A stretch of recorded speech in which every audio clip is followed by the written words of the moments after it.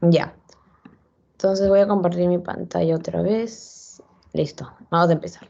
Entonces, chicos, como les había comentado, la clase de hoy va a ser evaluación prehospitalaria básica, ¿ya?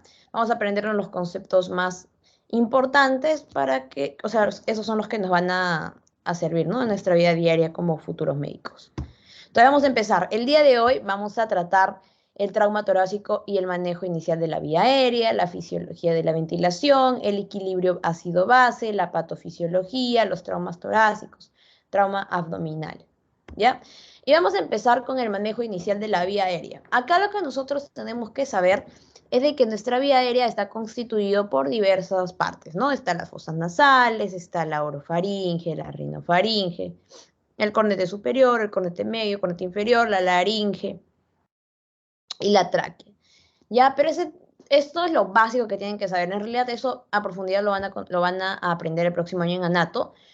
Pero acá, ¿qué pasa? Cuando un paciente tiene algún trauma, algún accidente, mejor dicho, ¿no? En general, ya sea automovilístico, ya sea, no sé, se pudo haber caído del segundo piso, tercer piso, etc.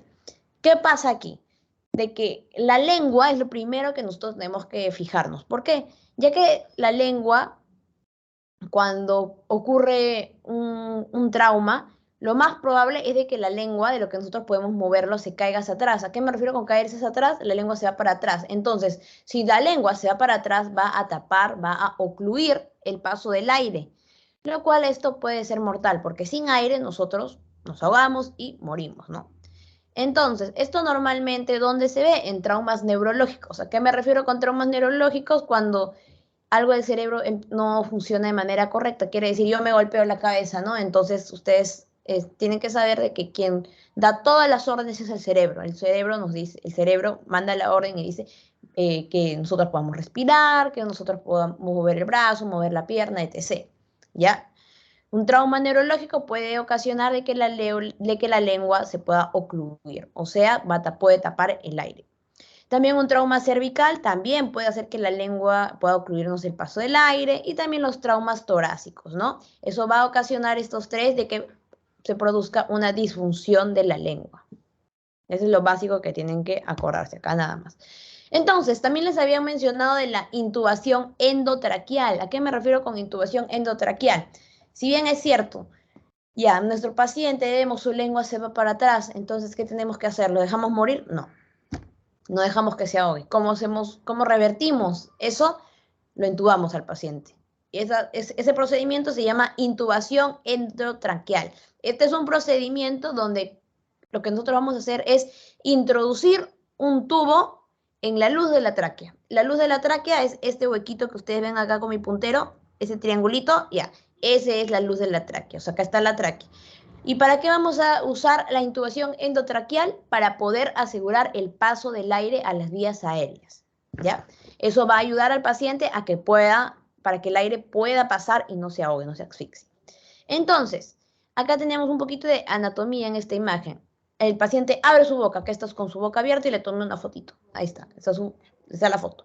Lo que arriba está es la epiglotis, los laterales acá son las cuerdas vocales, y este huequito, este triángulo, como les había dicho, es la tráquea. Entonces, ¿por qué se llama intubación endotranqueal? Endo, adentro, ¿no? Traqueal, de tráquea. Se pone adentro de la tráquea. ¿Ya? Y recuerden, la intubación endotraqueal nos sirve para que el aire pueda pasar por las vías aéreas. Acá tenemos otra foto, ¿no? También tenemos el paciente, le abrimos su boca y ven, están las cuerdas vocales, hay cuerdas vocales verdaderas, cuerdas vocales falsas. Las cuerdas vocales falsas son los de acá al lado, y las verdaderas son estas blanquitas que está acá cerrado. Miren, acá está cerrado, ¿no? Acá no se ve la tráquea. Ay, perdón, no se ve la tráquea. Se le abre un poquito más la boca, que están la glotis y adentro está la tráquea.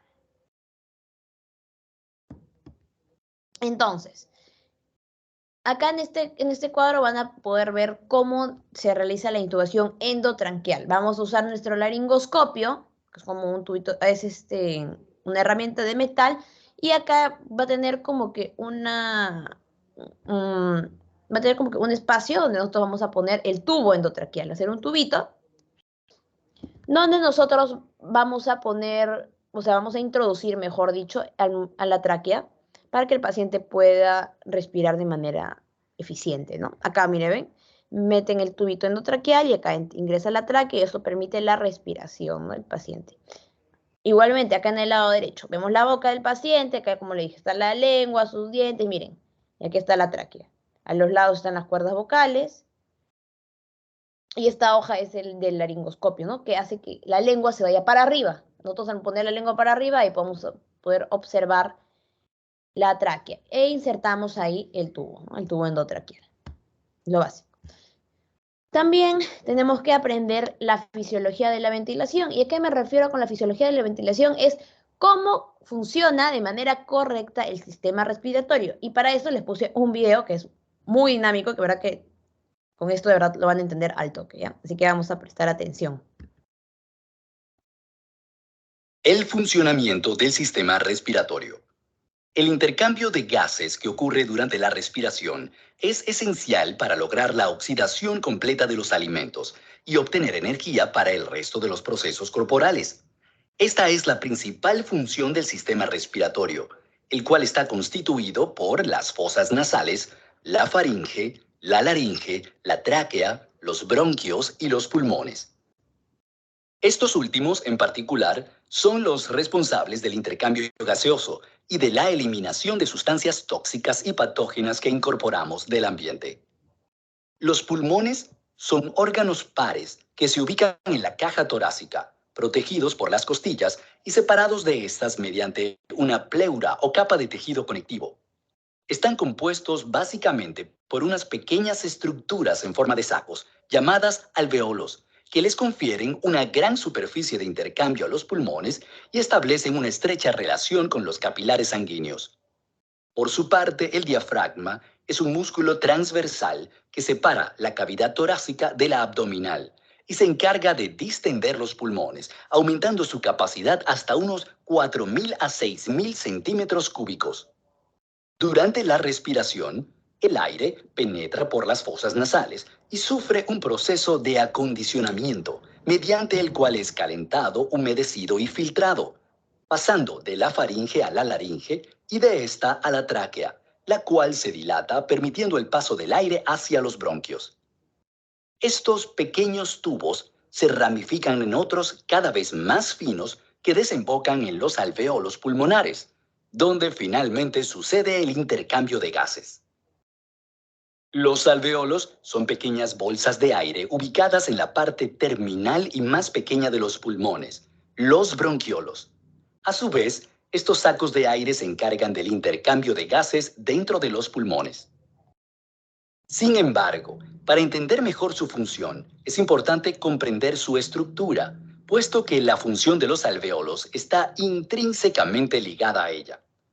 En nuestros pulmones existen aproximadamente 200 millones de alveolos al nacer, pero en la edad adulta, este número puede ascender hasta los 400 millones, lo que se traduce en una superficie respiratoria de más de 200 metros cuadrados. El diámetro de los alveolos suele comprenderse entre las 200 y 300 micras, algo más de 2 veces el espesor de un cabello humano. Asimismo, dos componentes principales de estos sacos son el colágeno y las fibras elásticas, lo que permite que durante la exhalación los tejidos entren en funcionamiento. El oxígeno proveniente del aire pasa de los alveolos a la sangre presente en los capilares, los cuales lo transportarán hasta el corazón. Este es el encargado de bombear la sangre oxigenada a todas las células del cuerpo y a su vez bombear la sangre cargada de dióxido de carbono hacia los pulmones de nuevo, para finalmente ser expulsadas durante la expiración al exterior. En la actualidad, este proceso tan importante está siendo afectado por nuestros propios hábitos y desarrollo tecnológico.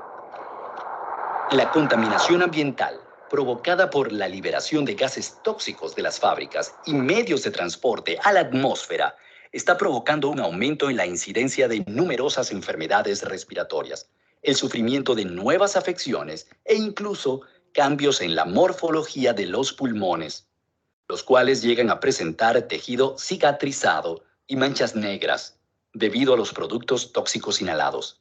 Sin embargo, es sin duda el tabaquismo el principal flagelo para los pulmones del ser humano moderno. Cada día existen más fumadores y cada día nos hallamos más expuestos al humo extremadamente nocivo de los cigarrillos, de manera directa o pasiva. Ya seas un fumador activo o pasivo, debes saber que el humo de cigarrillos y tabacos contiene no solamente nicotina, sino también aminas heterocíclicas que pueden dañar el ADN de las células del tejido pulmonar. Esto, unido a la inflamación que provoca, favorece la aparición y proliferación de células cancerígenas, así como el desarrollo de vasos sanguíneos que alimentarán el tumor. Evitando fumar, disminuirás en un 80% las probabilidades de que sufras cáncer de pulmón, boca, garganta y esófago, así como numerosas enfermedades respiratorias. Cuida tus pulmones, realizando ejercicios de respiración.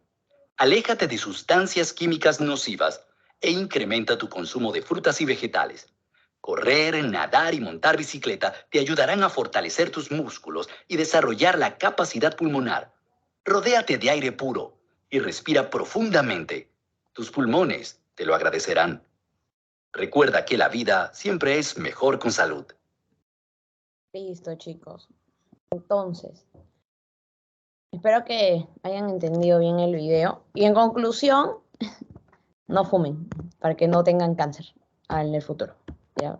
El cigarrillo es de verdad fatal, muy dañino. Bueno, entonces acá lo que no debemos olvidar nosotros es que la inspiración es el proceso donde el aire ingresa por la nariz. ¿Qué es inspiración? Es el proceso. Inspiramos, el aire ingresa por la nariz. Expiración, el aire que sale por la boca, el aire que botamos, ¿no? ¿Qué ingresa por nuestra nariz cuando hacemos la inspiración? Oxígeno. Y cuando hacemos la expiración, sale CO2, o sea, dióxido de carbono.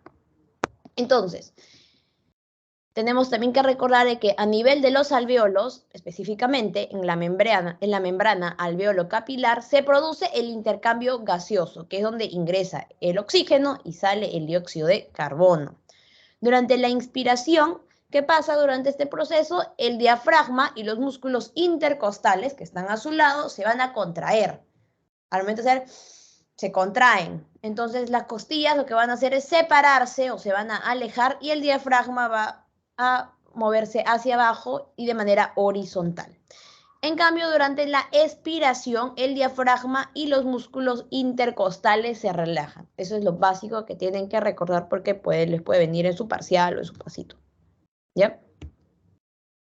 Ahora vamos a hablar del equilibrio ácido-base. Acá, este es un tema complejo, ¿ya?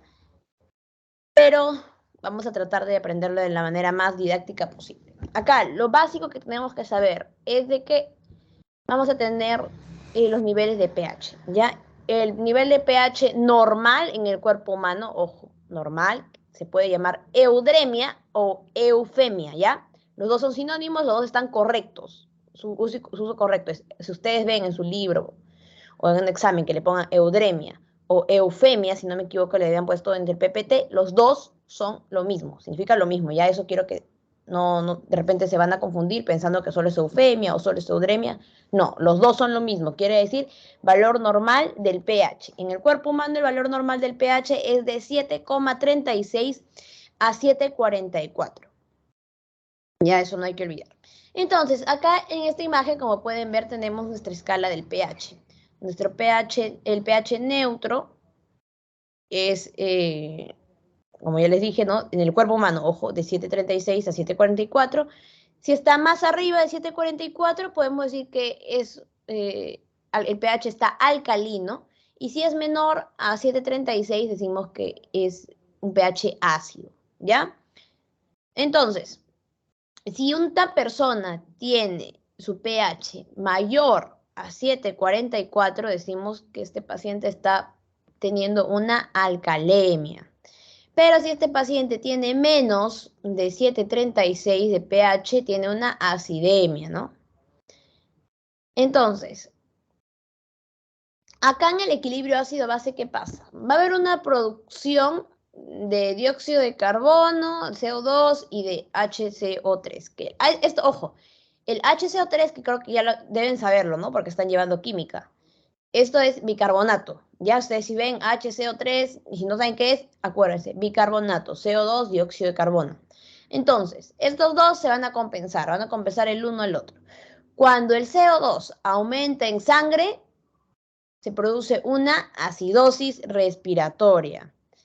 Y el cuerpo, como mecanismo compensatorio, lo que va a producir es una alcalosis metabólica. Y en la alcalosis metabólica aumenta el bicarbonato, el HCO3.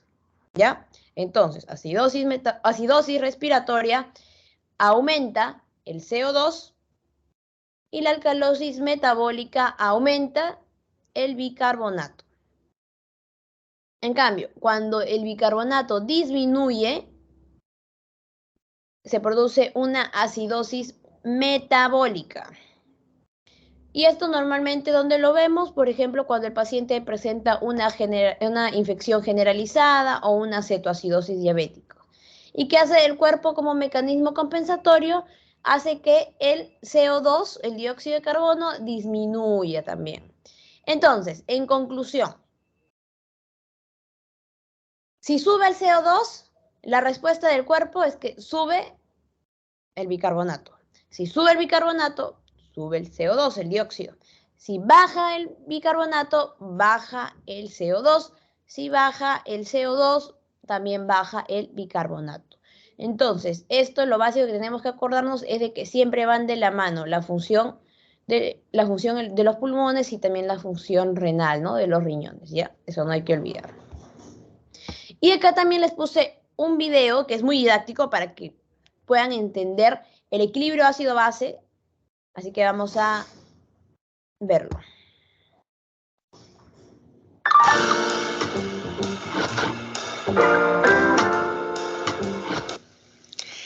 ¿Qué es el equilibrio ácido-base? ¿Qué características presenta y cómo se va a realizar en nuestro organismo? Bueno, pues primero vamos a decir que el equilibrio ácido-base en realidad es un concepto totalmente químico, pero que en este sentido pues lo vamos a estar explicando aplicado al cuerpo, ¿vale? Porque también pues es un proceso químico que sucede en nuestro cuerpo. Y pues básicamente lo que quiere decir este mecanismo es que siempre se va a intentar mantener una homeostasis, que esto es pues un equilibrio entre todas las sustancias que sean ácidas y las sustancias que sean básicas, ¿vale? Que nosotros, para que nos entendamos de manera sencilla, vamos a decir que un ácido es aquella sustancia que va a hacer que el pH de nuestro cuerpo sea menor, ¿vale? Que el pH baje. Y en cambio la base va a hacer que el pH aumente, ¿vale? Siendo que nuestro pH corporal es de 7,2, que eso está bastante cerca de la neutralidad, que la neutralidad es 7, pero siempre tiene que estar en ese 7,2. Menos de 7,2, o sea, el irse a 7 tampoco sería lo correcto. Ahí tendríamos un poco de acidificación del medio, ¿vale? Porque estaría un poquito más ácido de lo que le conviene a nuestro cuerpo, ¿vale? Entonces, ¿cómo va a hacer nuestro cuerpo esta regulación de ácido-base? Pues sobre todo vamos a estar hablando de la regulación que se genera a nivel del sistema respiratorio en los pulmones y luego a nivel renal en los riñones, ¿vale? Pues porque podemos tener diferentes procesos si se nos desregula este equilibrio ácido-base, ¿no? Podemos tener lo que se denomina acidosis y alcalosis. Acidosis sería cuando aumentan los ácidos, ¿vale? Y entonces el pH disminuye, pues tenemos esa acidosis, y alcalosis al revés, las bases aumentan y entonces el pH también aumenta y tenemos esa patología de alcalosis, ¿vale? En ese sentido, lo que regulan los pulmones es la cantidad de CO2, porque el CO2 en nuestro cuerpo se va a comportar como un ácido, ¿vale? Y los riñones lo que van a regular es la cantidad de bicarbonato, que el bicarbonato se comporta como una base, ¿vale? Entonces, ahora vamos a poner un ejemplo también con una imagen, ¿no? Pues en el caso de que tuviéramos un problema respiratorio, ¿vale? Pues vamos a imaginar que por algún motivo tenemos una hipoventilación, ¿vale? Esto es que podemos respirar menos de lo normal, ¿no? Y entonces, ¿qué sucederá? Pues que aumentará el CO2, ¿no? Pues porque no conseguimos realizar bien esa ventilación y entonces pues se nos va acumulando el CO2 en los pulmones y entonces lo que sucede es que el pH disminuye, pues porque ya hemos dicho que el CO2, como se comporta como un ácido, pues va a hacer que el pH disminuya y entonces pues tenemos una acidosis respiratoria, ¿no? Pero esto, el cuerpo mandaría una compensación que sería que nuestros riñones empezarían a crear mucho bicarbonato para intentar tener más base, ¿no? Y que este pH pues volviera a ser de 7,2 y esa sería una compensación. Pero tenemos muchos otros tipos de acidosis y de alcalosis.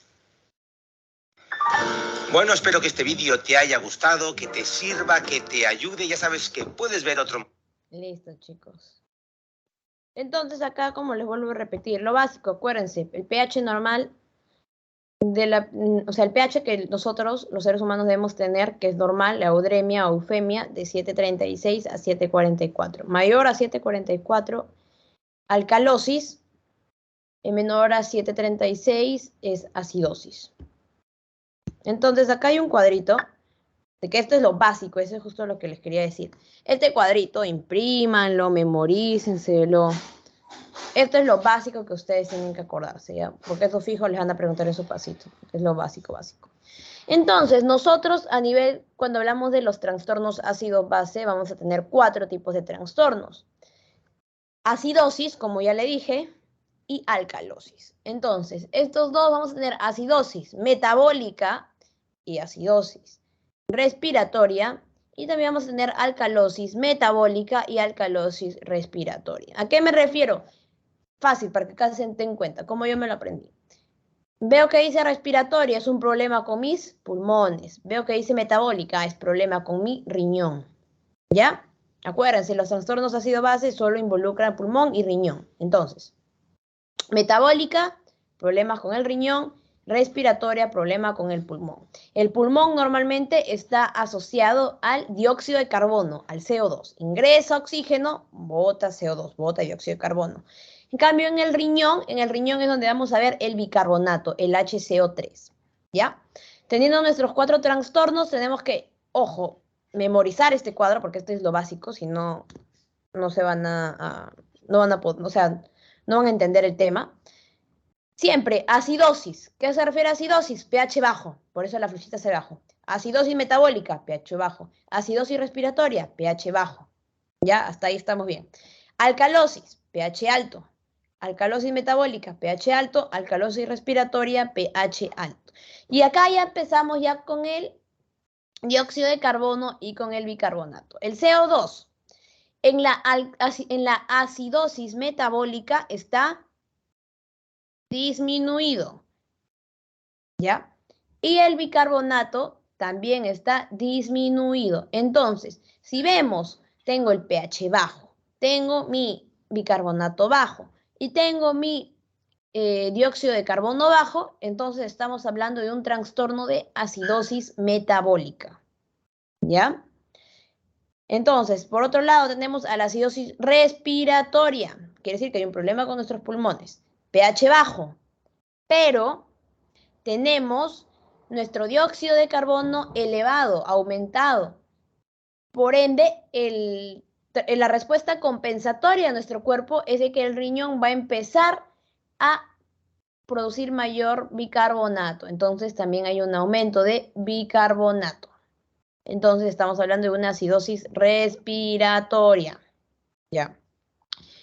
Por otro lado, tenemos la alcalosis metabólica. ¿A qué me refiero con alcalosis metabólica? Alcalosis, basta que escuches alcalosis ya, pH alto. Metabólica, ¿qué quiere decir metabólica? Está fallando algo con mis riñones. Entonces, mi bicarbonato está elevado. la respuesta compensatoria del cuerpo es de que el CO2 también va a estar elevado. Alcalosis metabólica, pH elevado, CO2 elevado, bicarbonato elevado, alcalosis metabólica. Por otro lado tenemos la alcalosis respiratoria. Aumento de pH porque me está diciendo alcalosis. Respiratoria, algo está pasando con mis pulmones. Ah, ya. Entonces, el dióxido de carbono está disminuido y como tratamiento como respuesta compensatoria, el bicarbonato también disminuye. Ya, este cuadrito, como les vuelvo a repetir, es básico, que se lo aprendan, imprímanlo, ustedes mismos hagan su cuadro. Lo que yo sí es que yo me aprendí el cuadro de memoria y con eso ya me acordaba. Yo creo que acidosis y alcalosis al toque lo sacan por el pH si está alto y elevado, y lo único que tienen que acordarse es, si se refiere a acidosis metabólica, todo está para abajo, todo, ¿ya? Si es que está, por ejemplo, si dice alcalosis metabólica, todo es para arriba, todo aumenta, todo está aumentado. En la acidosis respiratoria, el dióxido y el bicarbonato están elevados, pero el pH está disminuido porque es acidosis. Mientras que en la alcalosis respiratoria, el pH está elevado, pero el CO2 y el bicarbonato están disminuidos. ¿Ya, chicos? Esto es lo que quiero que en verdad se aprenda. ¿Hasta aquí tienen alguna duda de lo que hemos hablado? Levanten su manito, si no. Si tienen alguna duda, díganmelo nada más para explicarles.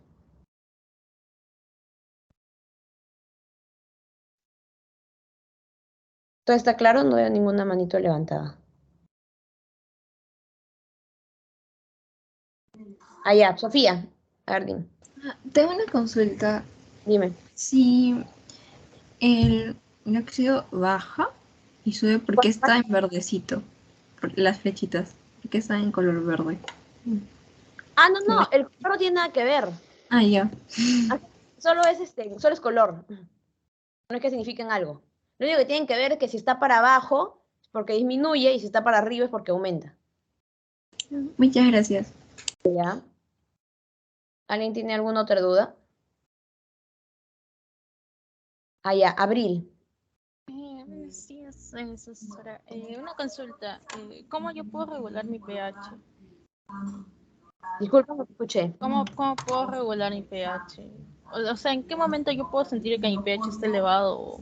Ah, no, es que el pH, eso no es que tú puedas sentir, simplemente para que nosotros podamos medir el pH, hacemos un procedimiento que se llama el AGA, que es análisis de gases arteriales. Es un procedimiento doloroso. Es así como cuando nosotros nos sacan sangre, ya, duele un poquito, no es mínimo el dolor, ya. El AGA es un procedimiento de verdad que es muy doloroso para los pacientes, para poder saber cómo está su nivel de pH, su nivel de dióxido de carbono, su nivel de bicarbonato. La única forma de saber eso es mediante un AGA.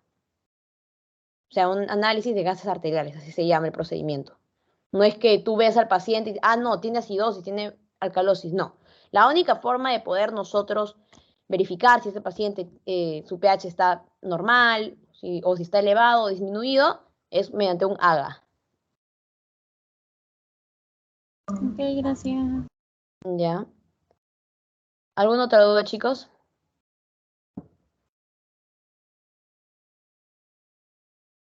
No, ninguna creo, ¿no? Ya, entonces vamos a continuar. Listo. Entonces, acá hay unos términos que le habían puesto también en su teoría que debemos aprender, ¿no? No debemos olvidar. La hipoventilación. ¿A qué se refiere con hipoventilación? Acuérdense, hipo menor. La ventilación se refiere a la respiración.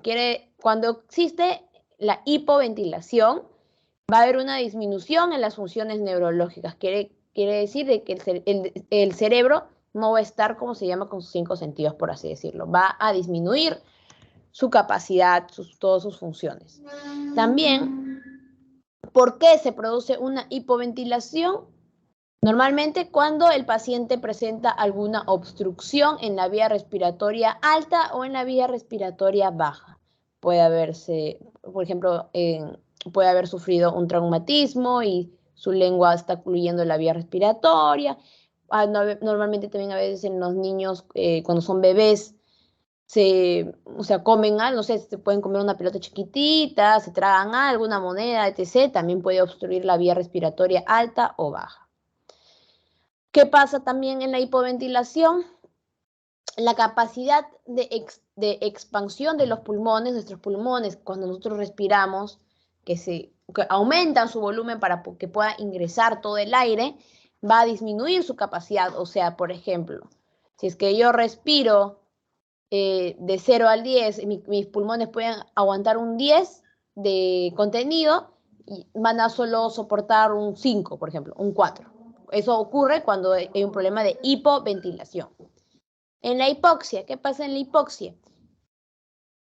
En la hipoxia hay una disminución de la difusión de oxígeno a través de los alvéolos y de las membranas capilares. En pocas palabras o en términos más fácil, la hipoxia quiere decir de que no está llegando el oxígeno de la manera que el pulmón necesita. Está llegando de manera ineficiente, inadecuada. Esto también, esta hipoxia puede disminuir el flujo de sangre hacia los alvéolos. Acuérdense de que los alvéolos están irrigados para que acá pueda, en la membrana alvéolo capilar, pueda ingresar oxígeno y botar el CO2, ¿ya? La hipoxia también puede resultar con la inhabilidad de que el oxígeno llegue a los capilares, como les había comentado, usualmente ocasionado porque los alvéolos están con fluidos o con edema. Pocas palabras, nuevamente, hipoxia, no llega el oxígeno que el cuerpo necesita, no llega el oxígeno de manera adecuada, o la cantidad adecuada, mejor dicho, que nuestros pulmones y órganos requieren. Esta hipoxia también puede generar a nivel una muerte celular y también con el tiempo puede generar una muerte del tejido de manera completa. Por eso normalmente los pacientes hipóxicos son tratados con... ¿Alguien sabe normalmente si un paciente está hipóxico qué cosa le administramos? ¿Qué hacemos? ¿Tienen una idea?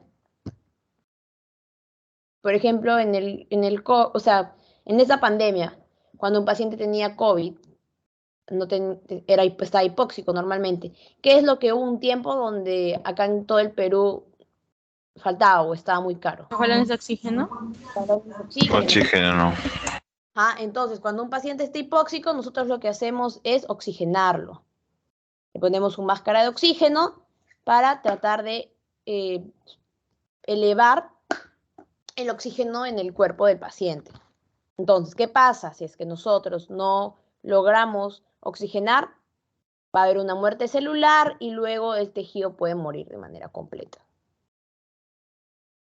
Ya. Una pregunta. Dime. Si está hipóxico, eso también quiere decir que su saturación va a ser menor, ¿verdad? Exacto. Cuando la saturación está baja, el paciente está hipóxico. La saturación ¿se acuerdan de que les había comentado de que la saturación es la cantidad de oxígeno que está dentro de nuestras células, de nuestras células, de nuestro organismo? Eso está de la mano con la hipoxia. Quiere decir, una saturación disminuida, paciente hipóxico. ¿Cuánto sería el porcentaje promedio para poder diagnosticar una hipoxia? ¿Menor de 96? No, menor de 94 mayormente. Un 92, es que depende. Por ejemplo, miren, acá en Lima normalmente las personas suelen tener más de 94. O sea, de 94 a más, el paciente se encuentra normal, está sano. Menos de 94 ya podríamos hablar de una hipoxia, sí podría ser, pero también tenemos tipos de hipoxia. La hipoxia, tenemos hipoxia severa, hipoxia recién que está empezando, la precoz, hipoxia inicial, hipoxia intermedia, hipoxia severa. Normalmente lo básico que tienen que acordarse es de que el nivel de saturación es de 94 a 100. Es muy difícil que el paciente llegue a 100, solo llega a 100 cuando le estamos administrando oxígeno en ese momento. Pero también, por ejemplo, si ustedes tienen que ver también los antecedentes del paciente. ¿A qué me refiero con antecedentes? ¿De dónde proviene el paciente? Si el paciente normalmente viene de la sierra, el paciente, su saturación puede ser 92 y no por eso está hipóxico. ¿Por qué? Porque la capacidad pulmonar de ellos está acostumbrado a que no haya mucha saturación, pero en verdad ellos están sanos. Pero es porque en las provincias la saturación del cuerpo es menor. Y no por eso significa de que el paciente ya esté hipóxico. Por eso debemos preguntar. Si es un paciente, por ejemplo, acá de Lima, ya, obviamente, 90, 98, el paciente está hipóxico. Pero si vemos un paciente de la sierra, de Huancayo, con 92, no es que esté hipóxico, simplemente su saturación es baja porque es normal en los habitantes de sierra. Pero normalmente donde ya nos alarmamos es cuando el paciente tenga menos de 90, ¿no? Ojo, sí. Si un paciente de la sierra tiene menos de 90, ya, ahí sí está hipóxico. Pero hasta un máximo es 91. ¿Tienen alguna otra duda? Gracias.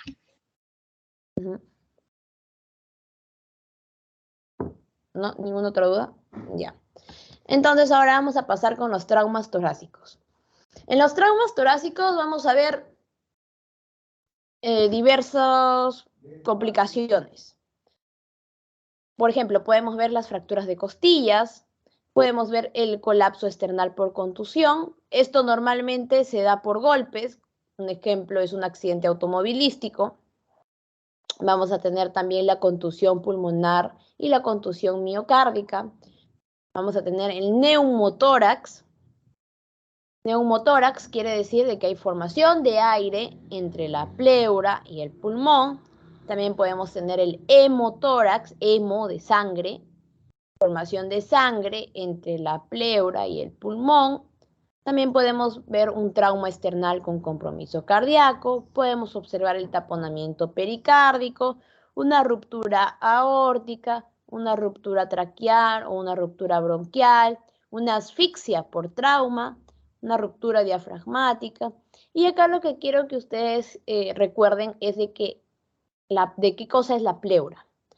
La pleura es una membrana delgada que va a recubrir el exterior de los pulmones, como si fuera una capita, como si fuera, tenemos un ejemplo, ¿no? Obviamente muy jalado de los pelos, pero tenemos nuestro colchón. Encima del colchón, ¿qué nosotros qué ponemos? Nuestras sábanas. ¿Para qué? Para proteger el colchón, ¿cierto? Es lo mismo. La pleura es como una membranita delgada que va a proteger, a cubrir los pulmones. ¿Ya? Es lo mismo. Entonces acá en el lado derecho vamos a ver una imagen de un paciente con una fractura de costilla. Entonces tenemos que recordar de que para que una costilla se pueda romper, quiere decir de que ha habido una fuerza considerable, ¿no? Ha habido un golpe que ha sido fuerte. El 30% de los pacientes con fractura en la primera o segunda costilla pueden tener muchas complicaciones. ¿Por qué? Porque cuando ocurre una fractura a nivel de la primera y segunda costilla, vamos a encontrar muchos vasos sanguíneos importantes, como cuáles, por ejemplo, como las venas yugulares, la arteria carótida, el ápice del pulmón, y esto ya al no estar protegidos, porque lo que la costilla hace es proteger el pulmón, proteger nuestros órganos, puede asociarse a diversas complicaciones. Dice, el 5% de estos pacientes tiene ruptura de aorta, lo cual está asociado a una fractura de costilla. Y una pregunta que también le pueden preguntar, mejor dicho, es ¿cuál es la arteria más grande del cuerpo? ¿Alguien sabe? ¿Qué arteria es la más grande de todo el cuerpo? La aorta. La aorta. La aorta, muy bien, la aorta, ¿no? La aorta está directamente del corazón. ¿Ya? Entonces eso también hay que tener muy en cuenta. Entonces, acá tenemos una imagen de un neumotórax. ¿Y qué es un neumotórax? Como les había dicho, es cuando hay aire entre el pulmón y la pleura. ¿Ya? Acá tenemos una radiografía y lo que había escuchado en su teoría es que ya les estaba mencionando los términos. Vamos a tener dos términos ya cada vez que nosotros solicitamos una radiografía. El término radiolúcido. Radiolúcido se refiere a todas estas cositas, todo lo negro, eso es radiolúcido, y radio opaco a todo lo blanco. ¿Ya? Entonces, cuando nosotros tenemos un paciente con neumotórax, cuando vamos a ver su radiografía, vamos a ver radiolucidez, o sea, que está negro, miren. Todo eso negro, ¿qué cosa es? Aire. Vamos a ver también de que las costillas están de manera horizontales y también están aumentadas en su tamaño. Y también va a haber una desviación contralateral o un empuje del mediastino, que es todo esto acá, que está con mi puntero, el mediastino. Mira, este de acá, esta parte de acá está el corazón, no sé si lo pueden ver. Este que está como un circulito pequeño, ese es el corazón. Y el mediastino está acá, mire. Tiene una desviación. Está como que para el costadito. ¿Ya? Entonces, eso sí les puede preguntar. Lo básico de neumotórax. Tiene 3 características. En la radiografía vemos radiolucidez, está radiolúcido, negro. Hay orientalización y hay aumento en el tamaño de las costillas. Y hay un empuje o desviación contralateral del mediastino. ¿Ya? Luego también tenemos el tórax inestable. Les pueden preguntar, ¿cuándo se produce el tórax inestable? Cuando hay más de 3 costillas rotas. Siempre. Más de 3 costillas rotas. Tórax inestable. ¿Y cómo vamos a saber si estamos en presencia, ante presencia de un tórax inestable? Porque el paciente va a presentar un movimiento paradojal. ¿Y qué es un movimiento paradojal? Normalmente cuando nosotros respiramos en la inspiración, ¿qué pasa? El tórax se hunde. ¿Por qué? Porque nuestros pulmones empiezan a aumentar su capacidad. Entonces, nosotros cuando inspiramos, no sé si metemos barriga, ¿cierto? Entonces, nuestro tórax se hunde. Por eso acá como en la imagen, inspiración. Pero el movimiento paradojal quiere decir que es lo contrario. O sea, en vez de que se hunde el tórax, se infla. Entonces, eso pasa en el tórax inestable. Hay un movimiento paradojal. Hay más de 3 costillas rotas. Y normalmente estas fracturas de las costillas son de manera anterior, en la parte anterior del cuerpo. También debemos recordar que cualquier golpe directo, como no sé, una fractura de costilla, por ejemplo, puede provocar una contusión pulmonar, la cual es muy frecuente. ¿A qué me refiero con contusión pulmonar? De que, por ejemplo, si el pulmón se golpea de manera muy fuerte, muy brusca, puede producir un hematoma por dentro. Que si un hematoma es un moretón, ¿no? Por dentro, nosotros no lo vemos. Entonces, cuando este es muy grande, puede acompañarse de una dificultad respiratoria. El paciente puede empezar a respirar de manera inadecuada. Y posteriormente se puede asociar a neumonías secundarias y también a una insuficiencia respiratoria, que si no se trata, puede llegar incluso a un distrés respiratorio. ¿Y qué es un distrés respiratorio? Es una emergencia fatal, ya que quiere decir de que hubo una contusión de manera masiva, donde el paciente normalmente ya fallece cuando tiene un distrés respiratorio. Por ende, apenas vemos que el paciente esté con una dificultad respiratoria, es tratarlo, ¿no? Si vemos que su vía aérea está ocluida, ¿qué hacemos? ¿Qué procedimiento hacemos?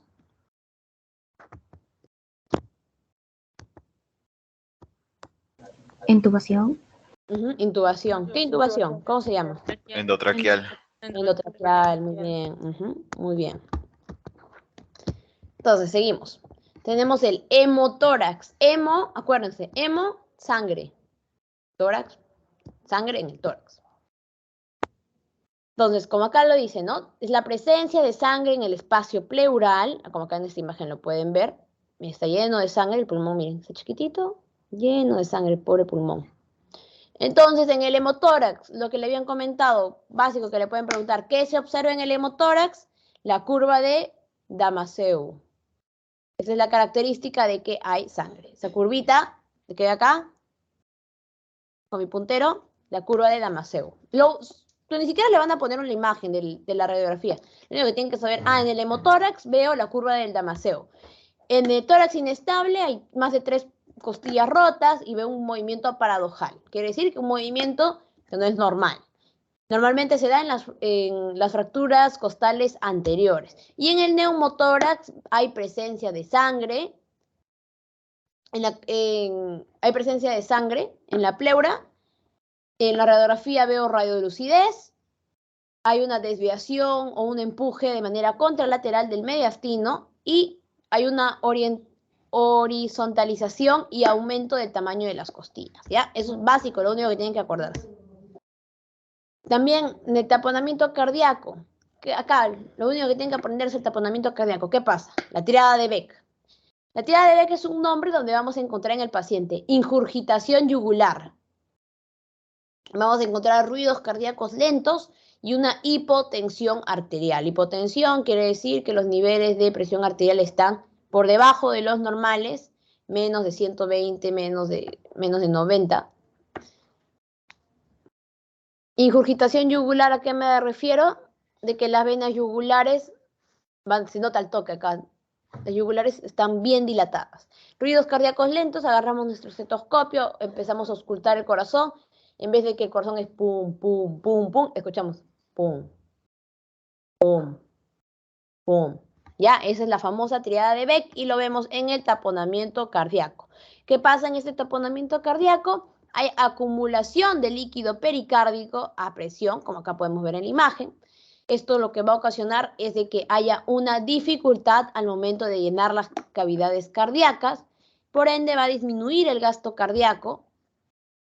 Y por eso se produce la hipotensión. ¿Se acuerdan de que para la sangre tiene que llenar las aurículas, luego los ventrículos y luego ahí ocurre la sístole, cuando sale toda la sangre? Ya pues, como va a haber dificultad para que se llenen, la sístole no va a darnos los valores adecuados. Por ende se genera una hipotensión. También vamos a tener tipos de shock. Vamos a tener el shock hipovolémico y el shock distributivo, los cuales van a tener sus subtipos. El distributivo, ¿a qué me refiero con distributivo? Puede ser el neurológico, quiere decir que hay una lesión en el sistema nervioso central. Puede ser un shock séptico, que se debe a una infección. Un shock anafiláctico, quiere decir que hay una reacción alérgica exagerada. Puede ser un shock tóxico debido a una toxina o una bacteria. O un shock vasopléjico. ¿A qué me refiero con vasopléjico? Que puede darse debido a una cirugía cardíaca donde han usado, por ejemplo, una máquina del corazón-pulmón por mucho tiempo. Y también tenemos el shock hipovolémico, lo cual se va a dividir en shock hemorrágico, que esto normalmente se da, por ejemplo, por un trauma de arma de fuego, por un trauma por arma blanca o un trauma abdominal cerrado. ¿Alguien sabe qué es un arma blanca? Eso es lo que les quería preguntar. ¿Saben qué es arma blanca? ¿O tienen una idea? Sería como un cuchillo. Cortopunzante. ¿Ah? Objetos cortopunzantes. Sí. Ese es un arma blanca. Y un trauma abdominal cerrado, por ejemplo, ¿qué puede ser? Estoy manejando mi carro y tengo un accidente con un camión adelante mío y me golpeo. Ya, es trauma abdominal cerrado. Quiere decir un golpe directo. Pero, ojo, no se salen mis vísceras ni nada. Todo está por dentro. Y luego tenemos el shock por tercer espacio. ¿A qué me refiero acá? Un ejemplo. Un paciente cirrótico. Me refiero a un paciente cirrótico que tiene problemas con el hígado, acumula mucho líquido en el abdomen, el término corre mucho líquido en el abdomen, el término médico es ascitis, o sea, vemos el abdomen súper hinchado, lo cual hará que la presión arterial caiga. Y también, por ejemplo, una obstrucción intestinal forma el tercer espacio. ¿Ya? Luego tenemos la bomba cardíaca. Vamos a tener la bomba cardíaca obstructivos, que se refiere a una extrabomba cardíaca. Aquí tenemos el tromboembolismo pulmonar, el neumotórax y el taponamiento pericárdico. Y tenemos los intrínsecos, que se refiere a los shock cardiogénicos, el síndrome de Takotsubo, quiere decir que hay una depresión miocárdica, y el IMA, que es el infarto agudo del miocardio. Hay un mecanismo del shock cardiovascular también, ya que hay signos evidentes cuando el paciente está teniendo un shock cardiovascular debido a un trauma. ¿Y qué signos vamos a ver nosotros? En primer lugar, va a haber pérdida del color de la piel y temperatura. Quiere decir, el paciente puede estar hipotenso, puede estar pálido, va a haber ausencia del pulso distal o va a haber un pulso filiforme, no vamos a sentir su pulso, o el pulso filiforme se refiere a que casi ni se siente apenitas. También va a haber un aumento del tiempo del llenado capilar. ¿A qué me refiero con aumento del tiempo? El llenado capilar va a ser muy lento. ¿Y cómo nosotros comprobamos eso? Nosotros tenemos acá, miren. Todos pueden agarrar su uñita, o su mano, mejor dicho. Ven su uñita está rosadita, ¿no? Si ustedes lo presionan, se vuelve blanco, ¿no? Lo presionan por 5 segundos, luego sueltan, está blanco. Y en menos de 2 segundos, su uña tiene que volver al color normal, con su color rosadito normal. Si se demora más de 2 segundos, quiere decir de que hay un aumento del tiempo del llenado capilar y está pasando algo, ¿no? No es normal. No está llegando a la sangre en el tiempo adecuado. Y también hay parámetros hemodinámicos del shock hipovolémico. Eso también les habían puesto en su PPT, así que creo que tienen que aprendérselo. Pero no todo, sino simplemente yo creo que lo que tienen que aprender es pérdida de sangre y presión arterial y llenado capilar, ¿no? Entonces, en la clase 1 del shock hipovolémico, la pérdida sanguínea es menor a 750 mililitros. En la clase 1, la presión arterial del paciente está normal, su llenado capilar normal. Su frecuencia respiratoria también está normal, dentro de los valores normales, de 14 a 20. En la clase 2, el paciente ya tiene una pérdida sanguínea de 750 a 1500 mililitros. Un pulso mayor a 100, algo está pasando ya ahí. En la presión arterial tiene una hipotensión, solo acuérdense hipotensión, ignoren lo que dice ortostática, eso todavía no, hipotensión. Y el llenado capilar, ¿no? Se demora. Luego tenemos en la clase 3 una pérdida sanguínea de 1500 mililitros a 2000. El pulso es mayor a 120. También el paciente va a presentar una hipotensión. El llenado capilar también se va a demorar. Más de 12, o sea, acá se refiere 1. Normalmente el llenado capilar se demora 2 segundos, máximo 2 segundos. A 1 se refiere que se demora como 3 segundos, 2, 4 segundos. Y acá más de 3 se refiere a más de 5 segundos. A eso se refiere. ¿Ya? Y finalmente en la clase 4 hay una pérdida sanguínea mayor a 2000 mililitros, más de 2 litros. Va a haber un pulso mayor a 140 y va a haber no vamos a poder medir la presión diastólica. Y se ve, presión diastólica no medible. Y el llenado capilar va a ser mayor a 5 segundos. Se va a demorar más de 5 segundos en volver a estar rojito. Deme un ratito. Ya, tenemos tipos de shock, los cuales van a tener sus signos asociados. Vamos a tener el shock hipovolémico, el shock neurogénico, el shock cardiogénico. Y acá esto sí tienen que aprendérselo. En el shock hipovolémico, el paciente va a estar frío, su piel va a ser pegajosa, la presión arterial va a estar disminuida, su estado mental va a estar alterado y el llenado capilar va a ser ralentizado. Quiere decir que está lento. En el shock neurogénico, la temperatura está tibia, el paciente está tibio, su piel es de color rosado, su presión arterial está disminuido, su estado mental, el paciente está lúcido y el llenado capilar es normal, ¿no? En menos de 2 segundos, su llenado capilar. Y en el shock cardiogénico, el paciente también va a estar con su temperatura fría, va a estar hipotenso, su piel va a estar pálida, cianótica. ¿Alguien sabe qué es cianótica? Eso también les quería preguntar. ¿Cómo sé si un paciente está cianótico? ¿Se torna azul? Ajá, muy bien. Si el paciente está medio azul, está pálido, la presión arterial también va a estar disminuido, su estado mental va a estar alterado, su llenado capilar también va a estar ralentizado, va a estar lento, ¿ya? Eso también tienen que acordarse, eso también de repente les pueden preguntar. Trauma abdominal, ¿qué es un trauma abdominal? Son lesiones orgánicas producidas por algún agente o alguna fuerza externa el cual va a generar respuestas en el organismo de manera inmediata. Los órganos, los cuales se lesionan de manera más frecuente, en primer lugar, es el vaso, ¿ya? Lo primero que chequeamos después de un trauma abdominal es cómo está el vaso del paciente. De 40 al 55% de los pacientes vienen con problemas de vaso después de un trauma abdominal.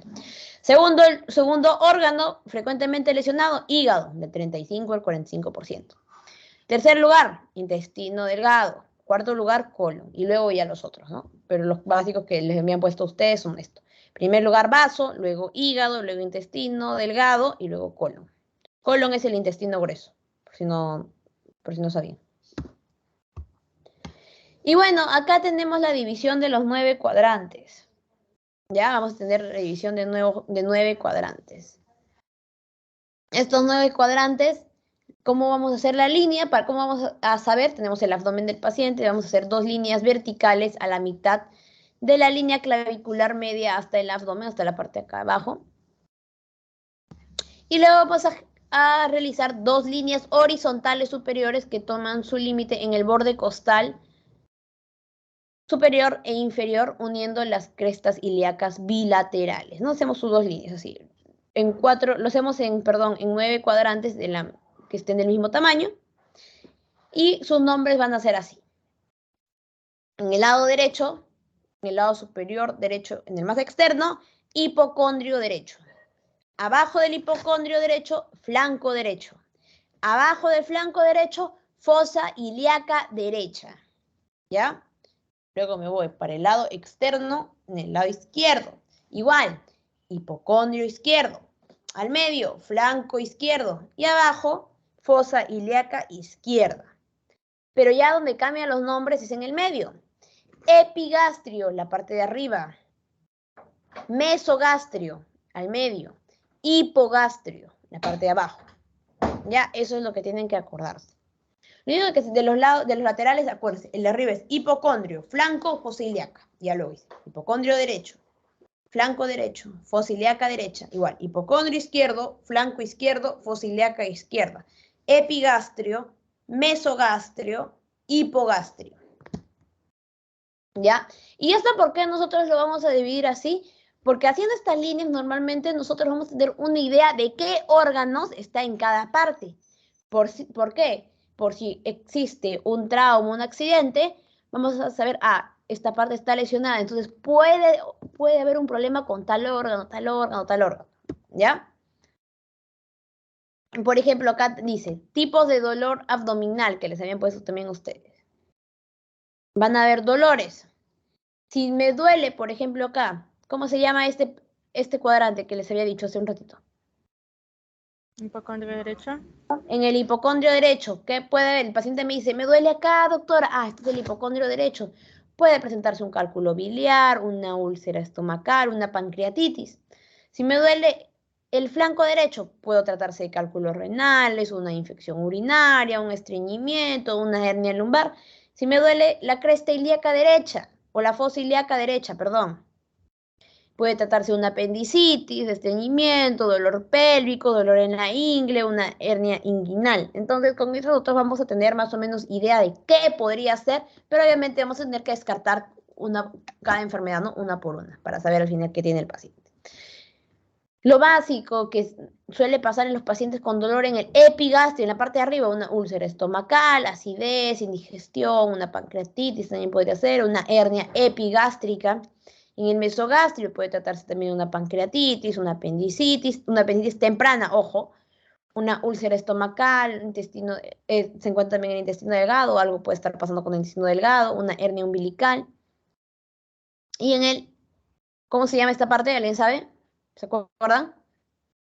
Hipogastria. En el hipogastrio, puede ocurrir una infección urinaria, una apendicitis, una enfermedad una diverticulitis, un intestino inflamado, dolor pélvico. En el lado izquierdo, ¿no? En el hipocondrio izquierdo vamos a tener la úlcera duodenal, podemos tener, mejor dicho, una úlcera estomacal, un cólico biliar, una pancreatitis. En la En el flanco izquierdo podemos tener un cálculo renal, una enfermedad diverticular, un estreñimiento, el intestino puede estar inflamado.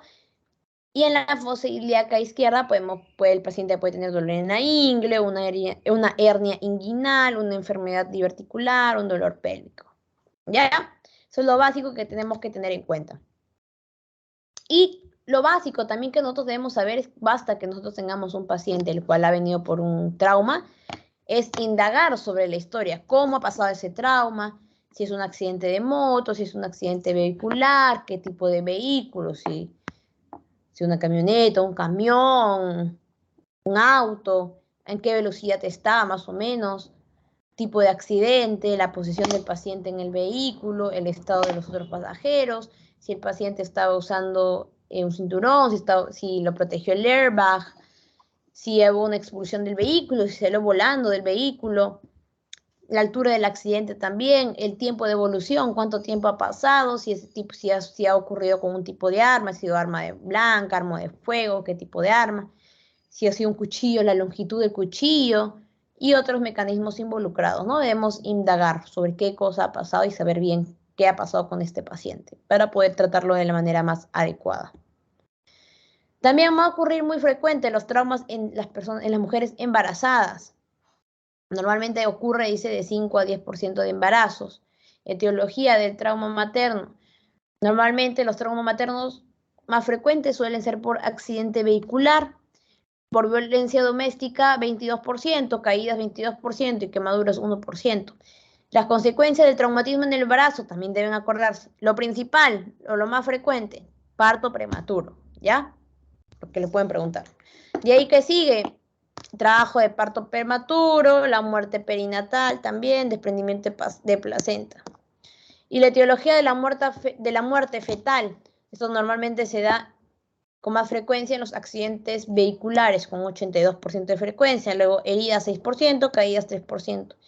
Y algo que debemos recordar es de que el feto no es considerable viable hasta la semana 25 de gestación, ¿ya? Patologías maternas que puede tener, ¿no? Debido a un traumatismo encefalocraniano, un shock hipovolémico, un estallido del vaso, una laceración hepática, una lesión renal. Patologías fetales, abortos, placenta previa, desprendimiento previo de placenta, ruptura de membranas, contractibilidad uterina, coagulación intravascular diseminada. Y eso sería todo, chicos. ¿Tienen alguna pregunta, alguna duda?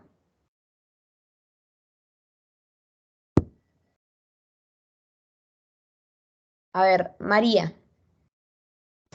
Si es que si hay una obstrucción de la vía aérea, puede utilizarse también, o sea, el AMBU, porque aparte de la intubación endotraqueal, también bueno, he escuchado que se utiliza el AMBU para la ventilación del paciente. Disculpa, no te escuché bien. ¿Qué me dijiste en parte de la intubación? ¿Qué? Que si otro método para poder ayudar a la ventilación del paciente politraumatizado, aparte de la intubación endotraqueal, puede ser el AMBU, el uso del AMBU. Sí. Bueno, no sé si todos saben que les voy a poner una foto de que es el AMBU. También puede ser. El AMBU se da en casos menos graves, creo, ¿no? Sí. La intubación traqueal es cuando ya es más grave. Claro, es cuando, por ejemplo, la intubación endotraqueal es cuando la vía aérea está obstruida.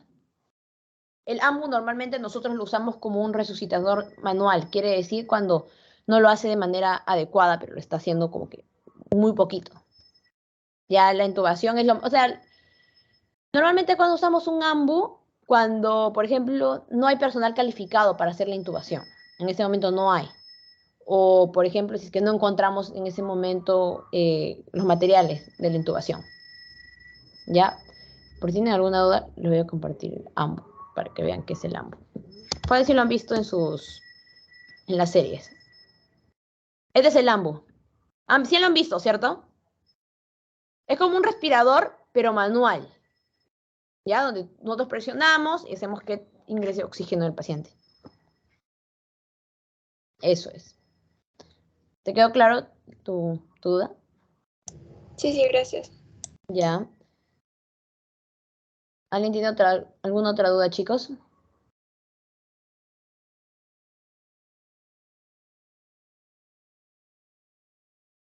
¿Tienes otra duda, María?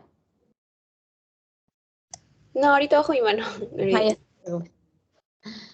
¿Alguna otra duda, chicos, o todo está claro? ¿No tienen ninguna duda de los trastornos ácido base? Yo qué sé. ¿No? Ok, entonces eso sería todo por hoy. Una consulta. Dime.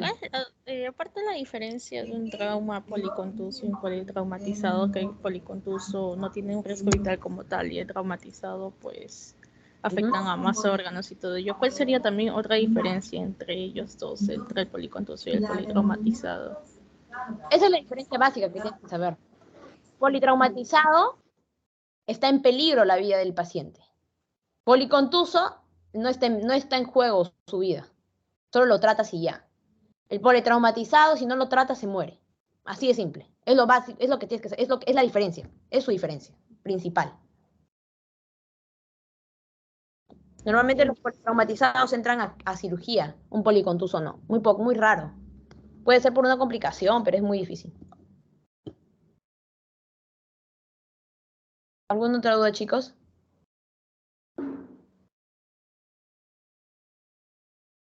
¿De qué tanta tiene que ser la magnitud en un trauma si digamos que eso fue un golpe en la cabeza para yo tener aunque sea por una amnesia corta o algo así? Disculpa, no te entendí. ¿Me puedes repetir tu pregunta, por favor? Te entendí. Tiempo, amnesia corta. ¿De cuánto tiene que ser la magnitud, por ejemplo, que un trauma craniano, por así decirlo, para tener un tipo de amnesia momentánea, por así decirlo? Ah, para que pierdan la memoria, ¿a eso te refieres? Ajá. Bueno, dependiendo de la magnitud, ¿no? Normalmente un golpe directo de cabeza, eso puede generar la amnesia del paciente, que podría ser temporal o parcial o total, ¿no? Es dependiendo en realidad del tipo de accidente que tenga el paciente. Normalmente eso, ¿sabes dónde lo solemos ver? En accidentes automovilísticos o claro, en accidentes automovilísticos. Golpes también, a veces también pasa de que estás caminando, te resbalas y te caes de cabeza. En golpes, normalmente eso lo vemos golpes directos de cabeza. No es que haya un tiempo exacto. Hay pacientes también los cuales se han golpeado directamente la cabeza, pero que no han sufrido amnesia. O sea, depende, ya también tenemos que evaluar, ¿no? cada paciente. ¿Alguna otra duda, chicos? ¿No? Ya, bueno, chicos, entonces eso sería todo. Ahorita les voy a enviar el link de su post-test. Nada, bueno, ya que nadie tiene ninguna otra duda, eso sería todo. Chao, chicos, cuídense. Nos vemos el próximo jueves a las 10 de la mañana. Gracias, Sandra. Muchas gracias, Sandra. Gracias, Sandra. Hasta luego, Gracias, Sandra. Cuídate. Hasta luego. Sandra, Muchas gracias por la clase de hoy, Sandra. las diapositivas, nos las puedes mandar en el WhatsApp.